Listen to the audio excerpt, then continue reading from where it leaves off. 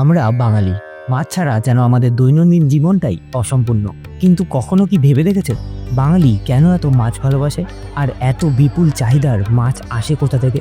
আসলে কোনো অঞ্চলের ভৌগোলিক অবস্থান তার খাদ্যাভ্যাসে দারুণ প্রভাব ফেলে। পশ্চিমবঙ্গের ক্ষেত্রেও ঠিক তাই।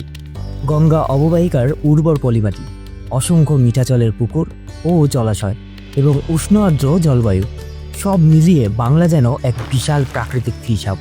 আর শুধু নদী নয়, গঙ্গা এসে মিশেছে বঙ্গোপসাগরে। এই নদী আর সাগরের মিলনেই তৈরি হয়েছে বিশ্বের বৃহত্তম বদ্বীপ অঞ্চলগুলোর একটি, যা মাছের প্রজনন ও উপকূলীয় মৎস্য চাষের জন্য আদর্শ পরিবেশ তৈরি করেছে। এই পরিবেশের হাত ধরেই মাছ শুধু রসনা তৃপ্তিতেই সীমাবদ্ধ থাকেনি।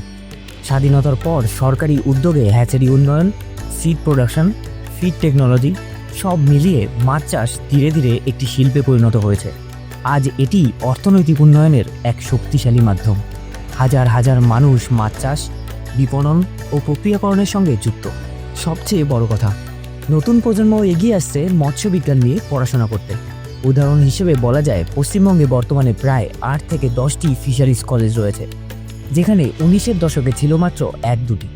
মানে বুঝতেই পারছেন, মাছ এখন শুধু খাবার নয়, এটা ক্যারিয়ার, গবেষণা আর ভবিষ্যতের সম্ভাবনা। আপনি কি মৎস্য ভান্ডার বাংলা সম্পর্কে আরও জানতে চান? তাহলে কমেন্টে জানান। আর এমন তথ্যপূর্ণ ভিডিও পেতে ফলো এবং সাবস্ক্রাইব করুন ফিশারি নিউজ বাংলা।